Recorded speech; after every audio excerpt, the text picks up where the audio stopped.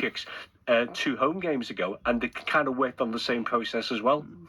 It's a 7:30 kickoff, which means the team news will be out very, very shortly indeed, and we'll bring that to you here on Total Sport. But one player who I think a lot of people picked up on as not having a good performance was Tim Irabunam. Would you start him again tonight, or does he need to make way, do you think? Personally, I wouldn't start him again tonight. I think he was responsible for 2 of the goals at the weekend as well. I think it's an opportunity to give maybe Charlie Alcaraz a chance to start there in the middle of midfield.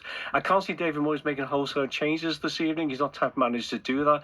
And I think centre mid is an area at the moment where Everton definitely need to look at kind of some additions in the January window, particularly in the defensive line as well. And given the Ghana Gay's 35, we haven't really got a ready-made person in the team, in the squad at present, who can come in and slot in and undertake that role. Does it worry you, the Ghana Gay situation? Because it's obviously been magnified by the fact that he got the sending off, the suspension, and then you've got AFCON. He's going to be missing for a fair chunk of the season, isn't he? Yeah, he is. And given his age, is always a concern whether he lasts the season or not, without picking up a serious injury or whatever.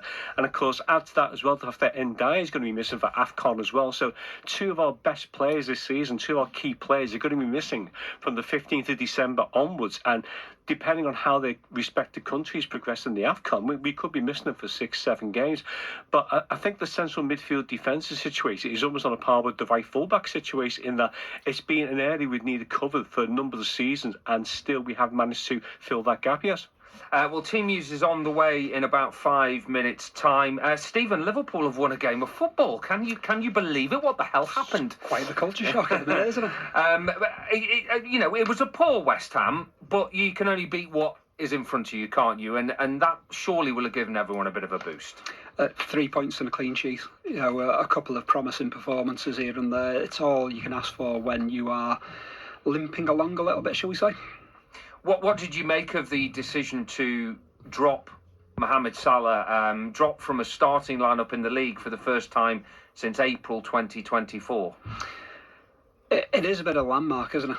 He's sat games out here and there, but to kind of drop him out after adverse results is quite a sea change. So, it's down to Salah to respond to that in as positive a nature as possible. I'd expect to see him play and start a Liverpool game this side of AFCON somewhere.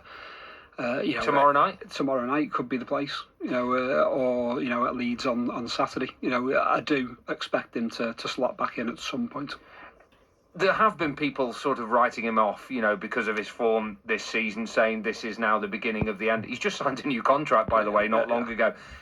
It's quite a long blip, though, if it is a blip. But he has had these kind of periods before, hasn't he?